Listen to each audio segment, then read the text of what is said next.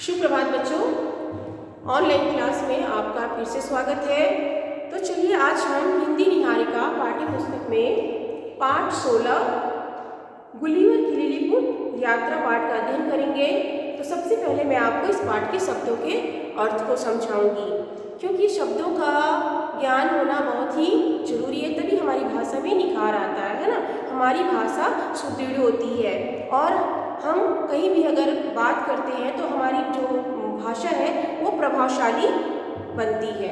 तो सबसे पहले हम शब्दों के अर्थ को समझते हैं। विचित्र, विचित्र का अर्थ होता है अनोखा। सर्जन अर्थात चीरफाड़ करने वाला डॉक्टर है ना, जो ऑपरेशन करता है। विशालकाय, विशालकाय का अर्थ होता है विशाल अर्थात बड़ा, काय मतलब शरीर, ठीक है, तो बहुत बड़े शरीर वाला। तीर अर्थात बाण। मैत्रीपूर्ण अर्थात दोस्तीपूर्ण, किसी के साथ हमारी गहरी दोस्ती होती है तो हम उसके साथ में कैसा व्यवहार करते हैं, दोस्तीपूर्ण व्यवहार करते हैं, मित्रतापूर्ण करते हैं उसके साथ। उसी को क्या कहेंगे, मैत्रीपूर्ण। युद्ध, युद्ध अर्थात लड़ाई। जबड़ा अर्थात बंधा हुआ, किसी चीज से बंधा हुआ, जबड़ा हुआ। बाल अर्थात केश जो हमारे सर पे होता है उसे हम केस भी कहते हैं। तो आज का जो पाठ है गुलिवर की लिलीपुट यात्रा का अध्ययन करेंगे। आप लोग मेरे साथ पेज नंबर 88 निकालेंगे और साथ में आप इस पाठ पे ध्यान देंगे। मैं साथ साथ में पढ़ूंगी और इसके कहानी को भी आपको समझाते हुए चलूंगी। इस यात्रा वृत्तांत के लेखक ने एक काल्पनिक घटना का वर्णन किया है। इसको पढ़ने से बच्चों में ऐसी घटनाओं को सुनने और समझने की क्षमता का विकास होगा और साथ ही धैर्य, साहस तथा सहयोग की भावना भी जागृत होगी। तो बच्चों ये जो कहानी है ये एक काल्पनिक कहानी है ना, ये कोई सच्ची घटना नहीं है। यह लेखक ने एक कल्पना के तौर पर यह कहानी लिखी है और ऐसी घटना को पढ़ने से लेखक ने यह कहानी इसलिए लिखा है ताकि बच्चे इस घटना को पढ़कर उसके अंदर की जो क्षमता है समझने और पढ़ने की क्षमता का विकास हो और साथ में धैर्य, साहस तथा सहयोग की भावना भी जागृत हो।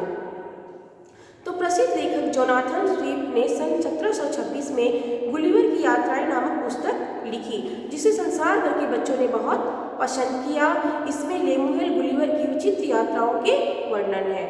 तो प्रसिद्ध लेखक जोनाथन हैं इस कहानी को लिखने वाले। उन्होंने 1726 में गुलिवर की यात्राएं नामक पुस्तक लिखी है और उसी में से एक अंश या कहानी है गुलिवर की लिलीपुट की यात्रा।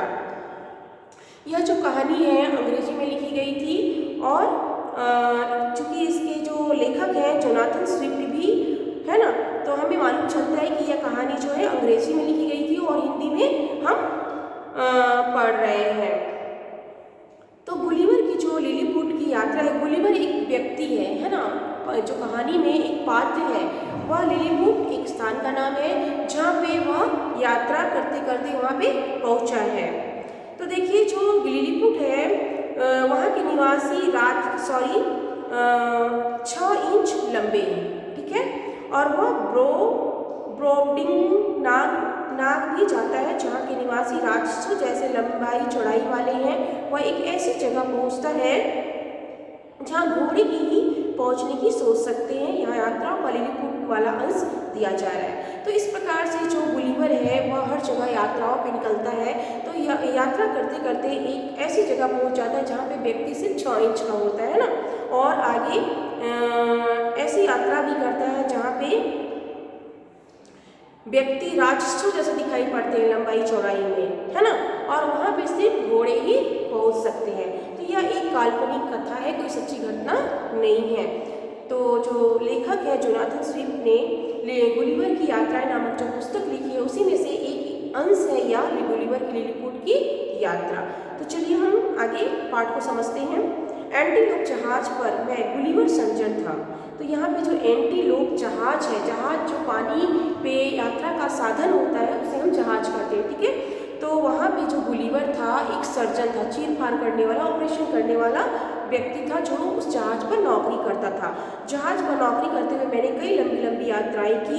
एक बार अचानक तूफान में जहाज फंस गया। सभी यात्री समुद्र में डूबने लगे। सौभाग्य से मैं तैरकर किसी तरह किनारे पहुंचा। लहरों ने थपेड़े मार मार कर हमें बहुत थका दिया था, इसलिए मैं वहीं जमीन पर सो गया। तो गुलिवर एक सर्जन था जो जहाज पर काम करता था, और वह जहाज कहाँ फंस गया?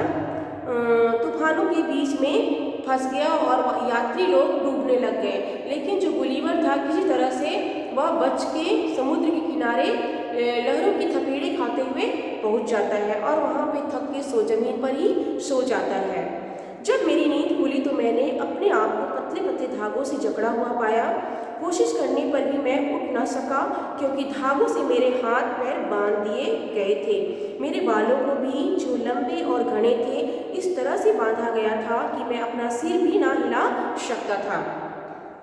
तो जब उसकी नींद खुलती है तो वह क्या देखता है कि अपने आप को पतले पतले धागों में बंधा हुआ नजर आता है, हुआ है ना, जकड़ा हुआ रहता है, और उसके हाथ पैर बिल्कुल बंधे हुए होते हैं, उसके लंबे लंबे बाल होते हैं जो भी इस तरह से बंधे हुए हैं कि वह जरा सा भी हिल नहीं पाता है। आगे देखिए, मैंने अचानक अपने पास एक विचित्र आवाज़ सुनी। फिर मुझे बाएं पैर पर कुछ हिलता हुआ सा महसूस हुआ। वह सीने पर से होता हुआ मेरी ठोड़ी तक आ गया। मेरे आश्चर्य की सीमा न रही जब मैंने देखा कि मेरी छाती पर एक छोटा सा आदमी, जिसकी ऊंचाई मुश्किल से 6 इंच रही होगी, खड़ा हुआ था। कुछ देर बाद उसी जैसे छोटे छोटे लगभग 40 आदमी मेरे शरीर पर चढ़ आए। उनका नेता हाथ में तीर कमान लिए हुए था। उसके पीछे उसी के समान छोटे छोटे कई आदमी और भी थे। तो बच्चों, यह जो कहानी है आप ध्यान से सुनोगे, आपको बहुत ही मज़ेदार कहानी लगेगी। तो जो लिलीपुट पहुंच गया गुलिवर, और वहां पहुंचने के बाद में जब समुद्र के किनारे अपने आप को पाता है तो पतले पतले धागों में जकड़ा हुआ महसूस करता है ना, और देखता है। और क्या होता है कि थोड़ी देर के बाद में उसके बाएं पैर से कुछ उसके ऊपर में चढ़ता हुआ महसूस होता है, सरसराने की आवाज़ आती है और उसे महसूस भी होता है ना। और क्या दिखता है कि उसके सीने पे एक आदमी खड़ा है जो कि सिर्फ 6 इंच का है। 6 इंच बहुत छोटा होता है ना, और उसे देखकर बड़ा आश्चर्यचकित हो जाता है। और ऐसे 6 इंच का व्यक्ति धीरे धीरे उसकी छाती पे कितने खड़े हैं? 40। तो 40 व्यक्ति उसकी छाती पर खड़े हैं, और वे क्या लिए हुए हैं? तीर और कमान। उन्हें देखकर मुझे इतना आश्चर्य हुआ कि मैं जोर से चिल्ला उठा, और मैंने अपने बाएं हाथ को जो डोरियों से बंधा था खींचा तो कुछ धागे टूट गए और मैं आज़ाद हो गया। मेरा चिल्लाना था कि वे लोग चीखते चिल्लाते भागे। थोड़ी देर बाद उन्होंने मेरे ऊपर तीरों की बौछार की। तीर जो मेरे हाथों और चेहरों पर आकर गिरे, मुझे सुई की भांति चुभे। उसके बाद मैं शांत पड़ा रहा। तो क्या होता है कि जब उस अपने सीने पर 40 व्यक्तियों को तीर कमान लेते हुए वह गुलिवर देखता है तो वह बहुत ही आश्चर्यचकित हो जाता है ना, और वह चिल्ला उठता है। चिल्लाने के दौर पे क्या होता है, इसके पैर हाथ भी थोड़े छटपटाने लग जाते हैं, तो कुछ धागा टूट जाता है। और यह देखते ही जो सैनिक थे वह वहाँ से भागने लग जाते हैं, और कुछ सैनिक जो तीर कमान लिए हुए थे उसके ऊपर तीरों की बौछार करने लग जाते हैं। और वह तीर बिल्कुल, जब 6 इंच का व्यक्ति है तो तीर भी उसके बहुत छोटे होंगे, है ना, तो वह जब गुलिवर के शरीर में लगता है तो बिल्कुल सुई चुभती है हमारे शरीर में, तो वैसा महसूस करता है। लेकिन थोड़ी देर के बाद में परिस्थिति को वह समझ जाता है और बिल्कुल शांत पड़ा रहता है। आगे देखिए, मुझे भूख लगने लगी क्योंकि मैंने कई घंटों से कुछ नहीं खाया था। मैं उन छोटे आदमियों की भाषा नहीं बोल सकता था। फिर बार बार अपना हाथ मुंह की ओर ले जाकर मैंने इशारा किया कि मैं भूखा हूँ। वह मेरा इशारा समझ गया। बस फिर क्या था, मेरे मुंह के पास सीढ़ी लगा दी गई और सैकड़ों लोग टोकरियों में खाने का सामान लाकर मेरे मुंह में डालने लगे। जब पानी का इशारा किया तो उन्होंने कई पीपे मेरे मुंह में उड़ेल दिए। उन्हें आश्चर्य हो रहा था कि मेरा पेट है या कुआं। थोड़ी देर में ही मेरी पलकें भारी हो गईं और मैं गहरी नींद में सो गया। फिर क्या होता है, जब वह परिस्थिति को गुलिवर समझ जाता है कि मैं इनके कब्जे में हूँ और ये छोटे छोटे जो व्यक्ति हैं यह मुझसे डर रहे हैं, है ना, तो वह उसे चूँकि समुद्र में यात्राएं कर रहा था तो उसे भूख लग जाती है और वह वहाँ की भाषा को नहीं समझ पाता है, क्योंकि हम भी अगर कहीं अनजान जगह चले जाते हैं तो उस देश की भाषा को समझना या हमें बोलना कठिन हो जाता है। तो उसी तरह से गुलिवर भी था जो उस भाषा को नहीं समझ पा रहा था और उसे भूख लगी थी, तो वो क्या करता है, इशारों से उसे समझाता है ना। हम भी इशारों से बातें करते हैं। तो इसी तरह से गुलिवर भी इशारों से वह समझाता है कि मुझे भूख लगी है, ठीक है। तो वहाँ पे जो व्यक्ति खड़े थे उसे समझ जाते हैं और उसके शरीर पे चढ़ने के लिए सीढ़ियाँ लगाता है ना। और सीढ़ियों से कम हजारों टोकरियों से खाना उसके पास लाया जाता है, उसके मुंह में डाला जाता है। क्योंकि उनकी टोकरी भी तो इतनी छोटी छोटी होगी ना, तो उसमें कितना भोजन आएगा। हम जितना भोजन करते हैं उनकी टोकरियों में कम से कम 1000, 2000, 5000 ऐसी टोकरी होगी, है ना। तो फिर गुलिवर के मुंह में इतनी सारा खाना डाल रहे हैं और जब उसे प्यास लगती है तो पानी का इशारा करता है कि मुझे प्यास लगी है।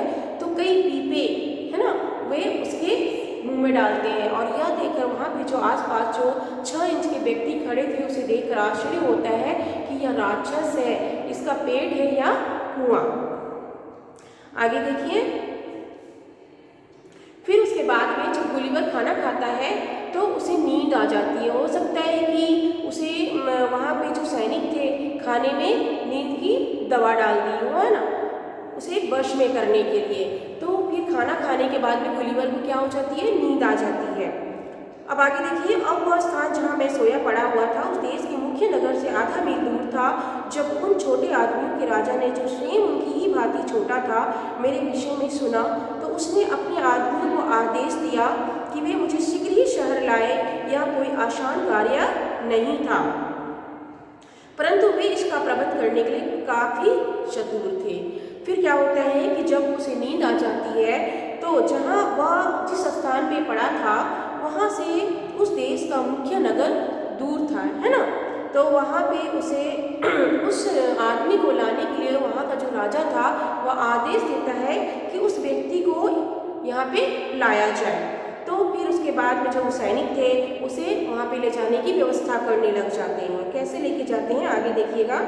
उन्होंने मुझे ले जाने के लिए एक लंबी गाड़ी बनाई। यह 3 इंच ऊंची थी और इसमें 22 पहिए थे। जब मैं सोया हुआ था तो उनके सर्वाधिक शक्तिशाली 900 आदमियों ने मुझे उस गाड़ी पर बांधा और राजा के 1500 सर्वश्रेष्ठ घोड़ों ने खींचा। देखिए, यह तो एक हमारे जैसा आम इंसान है, लेकिन 6 इंच व्यक्ति के आगे हमारा शरीर बहुत बड़ा लगेगा, है ना। तो इसी तरह से वहाँ पे जो व्यक्ति थे उसके आगे गुलिवर का शरीर भी बहुत विशालकाय लग रहा था, बहुत ही ज़्यादा बड़ा लग रहा था। तो उसे ले जाने के लिए उन्होंने क्या व्यवस्था की, सबसे पहले तो उन्होंने एक गाड़ी बनाई, ठीक है। और उससे वह कितनी इंच ऊंची थी, 3 इंच ऊंची थी और उसमें 22 पहिए लगे हुए थे। और जब वह सोया हुआ था तो उनको उसके 900 सैनिक जो थे उस गाड़ी पर उसे बांधते हैं। और जो राजा का जो सबसे अच्छा घोड़ा था, कम से कम 1500 अच्छे घोड़ों को उस गाड़ी में बांधा गया और 1500 घोड़े उस गाड़ी को खींचकर उस राजा के नगर तक लेके जाते हैं। जब वे रास्ते में थे तो 2-3 सिपाही जो यह देखना चाहते थे कि मैं सोई हुई अवस्था में कैसा दिखाई देता हूँ, मेरे चेहरे पर चढ़ गए। उनमें से एक ने अपना भाला मेरी नाक के अंदर दे दिया। यह मुझे भूसे के तिनके के समान चुभा और मुझे इतनी जोर से छींकाई कि मैं जाग गया। दोनों सिपाही डरकर भाग गए। तो जब उसे लेके रास्ते में जा रहे थे गाड़ी पे तो कुछ लोगों की इच्छा हुई कि यह सोया हुआ जो व्यक्ति है वह देखने में कैसा लगता है, उसे देखने के लिए वे ऊपर चढ़ते हैं, है ना। और जो सिपाही जो थे उनके पास में भाला एक तरह का औजार होता है, ठीक है। तो उससे उसके नाक में वह डालकर देखते हैं। तो गुलिवर के लिए वो जो भाला था वो किसके समान महसूस हो रहा था, भूसे के तिनके के समान। तो जब उसके नाक के अंदर जाती है तो उसे थोड़ी खुजली होती है, सुरसुरी होती है और छींक आ जाती है ना। और छींक आने के बाद में जो व्यक्ति थे वह डर जाता है और 6 इंच का व्यक्ति जो है वह डरकर भागने लग जाता है। आगे देखिए, अगले दिन यात्रा समाप्त हुई और मुझे नगर में लाया गया। जब उन लोगों ने यह जान लिया कि मैं उनमें से किसी को भी हानि नहीं पहुंचाना चाहता हूं, तो उन्होंने मेरी रस्सियां खोल दी और मुझे खड़ा होने दिया। परंतु उन्होंने सावधानी के लिए मेरे बाएं पैर को 90 जंजीरों में बांध दिया ताकि मैं भाग ना सकूं। जब कुछ दिन यात्रा पूरी हो जाती है तब जब राजा के नगर में पहुँचते हैं वहाँ पे, तो उन्हें महसूस होता है कि यह व्यक्ति हमें नुकसान नहीं पहुँचाएगा। और जो उनकी जो रस्सियाँ बंधी हुई थी वह उन्हें खोल देता है, लेकिन उनके पैरों को 90 जंजीरों से बांध कर रखता है ताकि वह भाग ना जाए। आगे है, राजा रानी हजारों नागरिक मुझे देखने के लिए आए। उनमें से अधिकांश ने मेरे साथ मैत्रीपूर्ण व्यवहार किया, परंतु कुछ ने मेरे ऊपर तीर भी छोड़े। इन शैतानों में से 6 को मैंने पकड़ लिया, उनमें से 5 को मैंने जेब में रख लिया और छठे को मैंने जीवित ही खाने का बहाना किया। परंतु वह कैदी इतनी जोर से चिल्लाए कि मैंने उसे तथा 5 साथियों को मुक्त कर दिया। फिर क्या होता है, जब वहाँ पे नगर में पहुँचते हैं तो उसका स्वागत करने के लिए, देखने के लिए कुछ राजा रानी और नगर के लोग वहाँ पे आते हैं, है ना। और जो कुछ लोग थे उसके साथ तो मैत्रीपूर्वक, है ना, मैत्री यानी दोस्ताना व्यवहार कर रहे थे, लेकिन कुछ जो सैनिक थे उसके ऊपर तीर कमान छोड़ने लग जाते हैं। तो उससे गुलिवर क्या करता है, जो कुछ सैनिक थे उसको हाथ में पकड़ लेता है ना। किसी एक दो सैनिक को तो वह खाने की भी कोशिश करता है, खाने की मतलब दिखावा करता है खाने का, सचमुच में तो वह नहीं खा जाता, लेकिन उसे डराने के लिए वह ऐसे दिखावा करता है। तो लेकिन जो सैनिक थे बहुत जोर से चिल्लाता है और फिर बाद में गुलिवर उसे छोड़ देता है। आगे देखिए, मैं उन छोटे आदमियों के बीच आनंद पूर्वक रहा। उन्होंने मेरा भोजन बनाने के लिए 300 रसोइये और मेरा सूट सिलने के लिए 300 दर्जी लगा दिए। राजा के 6 सबसे बुद्धिमान विद्वानों ने मुझे इस देश की भाषा सिखाई। फिर उसके बाद में राजा को महसूस हो गया, नगर के लोगों को महसूस हो गया कि यह व्यक्ति हमारे लिए हमें नुकसान कोई नहीं पहुँचाएगा। फिर भी बाद में वह उनके बीच में आनंदपूर्वक रहने लग गया और उसका भोजन बनाने के लिए 300 रसोइया मतलब जो खाना बनाता था, वो कितने व्यक्ति थे, 300 व्यक्ति उस गुलिवर के लिए खाना बनाते थे।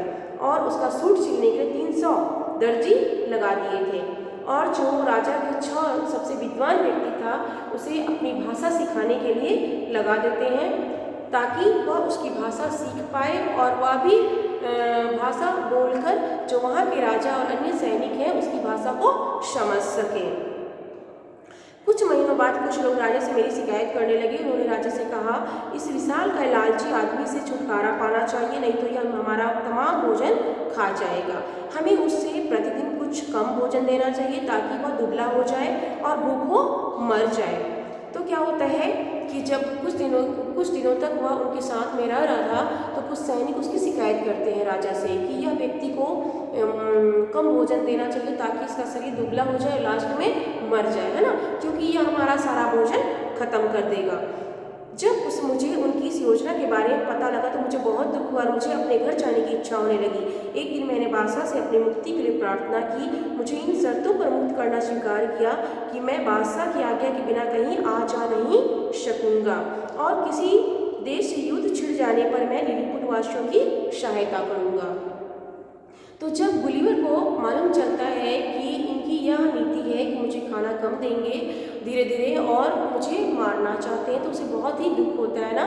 और राजा से, जो वहाँ का राजा था, बादशाह था, उससे प्रार्थना करता है कि आप मुझे छोड़ दीजिए, मैं अपने घर जाना चाहता हूँ। लेकिन जो वहाँ का बादशाह था एक शर्त पे उसे मुक्त करता है, जंजीरों से मुक्त करता है कि बिना आज्ञा के तुम इधर उधर कहीं नहीं जा सकते हो और जब कभी भी युद्ध छिड़ेगा तो तुम हमारी मदद करोगे, है ना। तो फिर गुलिवर क्या करता है, वहाँ का जो बादशाह था उसे गुलिवर को छोड़ देता है। लिलीपुट के आसपास वह भ्रमण करते रहता है और जब कभी भी अगर युद्ध हुआ तो वह उस लिलीपुट वासियों की मदद करेगा, इस शर्त पे उसे वहाँ का जो बादशाह था उसे मुक्त कर देता है। आगे देखिए, कुछ दिनों बाद मुझे ज्ञात हुआ कि पड़ोसी देश ब्लेफोस्कू के बादशाह ने एक शक्तिशाली जहाजी बेड़ा तैयार कर लिया है। वह लिलीपुट पर चढ़ाई करने का अवसर देख रहा है।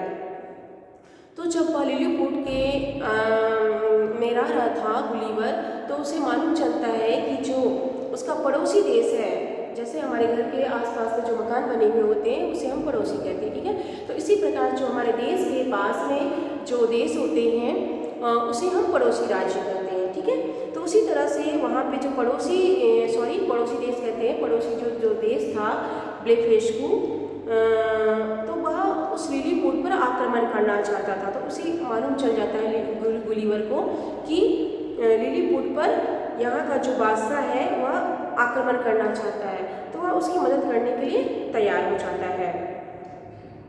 मैंने उन लोगों की सहायता करने की योजना बनाई। कुछ रस्सियाँ और कांटे लेकर मैं ब्लेफुस्कू की खाड़ी की ओर चल दिया। यह खाड़ी मेरे लिए विशेष गहरी न थी, पर उन लोगों के लिए तो यह महासागर से कम न थी। फिर क्या होता है कि गुलिवर जो था वह उन लिलीपुट वासियों की सहायता करने की सोचता है और कुछ कांटे और रस्सी लेकर ब्लेफुस्कू की खाड़ी में चल पड़ता है।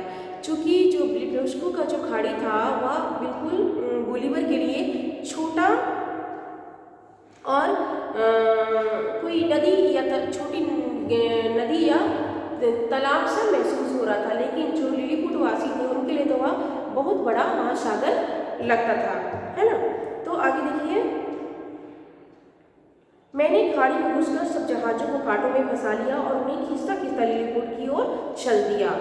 ब्लेफुस्कू के सैनिक मेरे ऊपर तीर बरसाने लगे, पर चश्मे और कपड़े के कोट के कारण उनके तीर मेरा कुछ न बिगाड़ सके। फिर क्या होता है, जब रस्सी और कांटे लेकर वह ब्लेफुस्कू की खाड़ी में पहुंचता है तो उनका जो जहाज होता है वो भी तो छोटे छोटे ही थे, है ना। तो उनमें कांटों से फंसा के और रस्सी से खींच के लिलीपुट की ओर लेकर आता है, जैसा कि आप लोग चित्र में देख रहे हैं। ये जो गुलिवर है वह ब्लेफुस्कू की खाड़ी में खड़ा है ना। आप देख रहे हैं कि इसकी गहराई कहाँ तक हो रही है, सिर्फ घुटने तक ही हो रही है, लेकिन लिलीपुट वासियों के लिए तो बहुत बड़ा समुद्र महसूस हो रहा था, है ना। और वह जो इसकी सहायता के लिए जो लेके गया था कांटे और रस्सी, तो उस कांटों से जहाज़ों को फंसा कर रस्सी से खींचकर लिलीपुट की ओर लेके जा रहा है।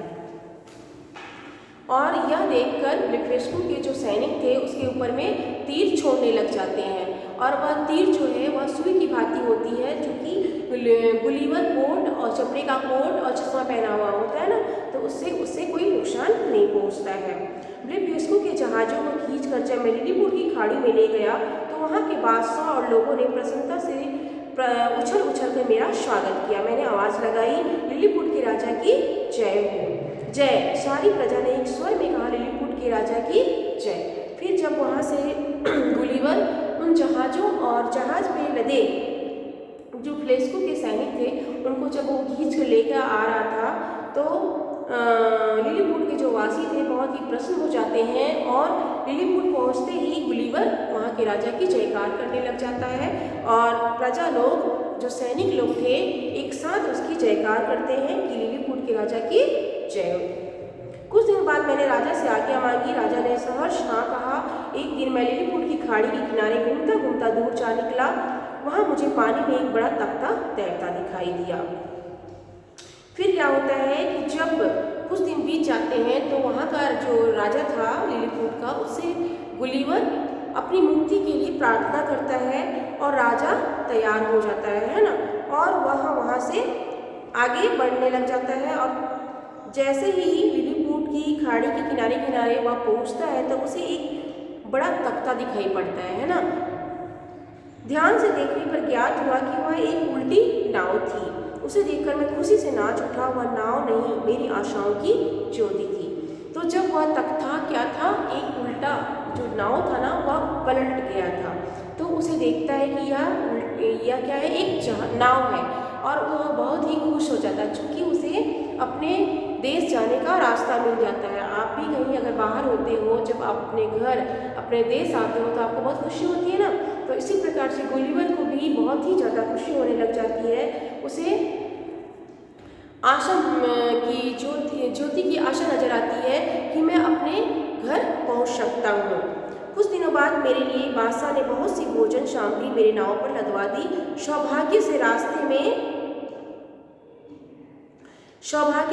में एक जहाज दिखाई दिया। देख मेरी प्रसन्नता का कोई ठिकाना न रहा कि वह जहाज मेरे ही देश का था।